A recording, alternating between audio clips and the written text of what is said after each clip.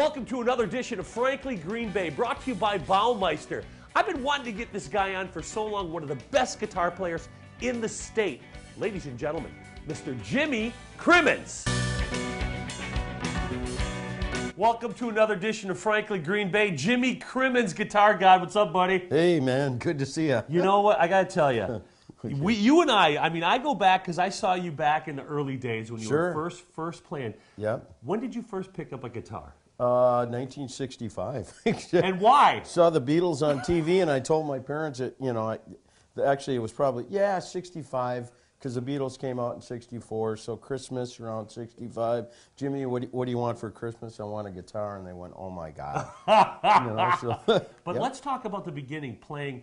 You got the club scene right away. Well, not club scene right. At 13, I was playing YMCA dances and making the big money. CYO dances.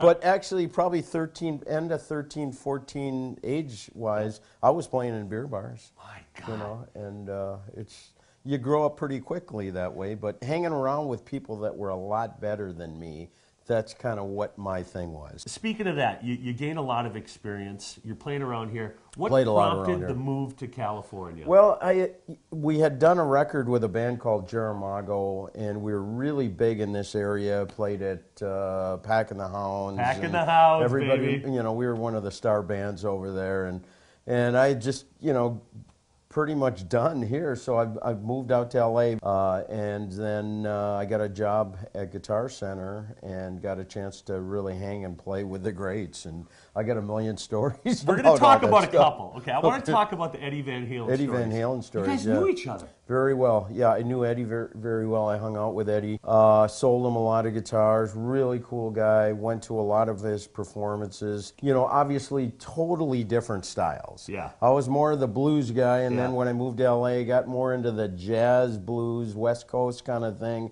He was into the rock thing, but we all had similar ideas as far as the way we both practiced. I mean, he'd practice, 5-6 hours a day, this practicing scales, which I did too.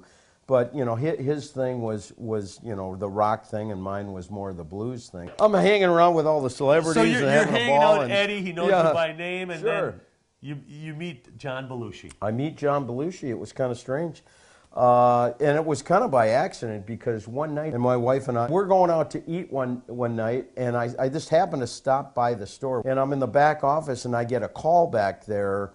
The secretary said, John Belushi's on the phone, and he's irate.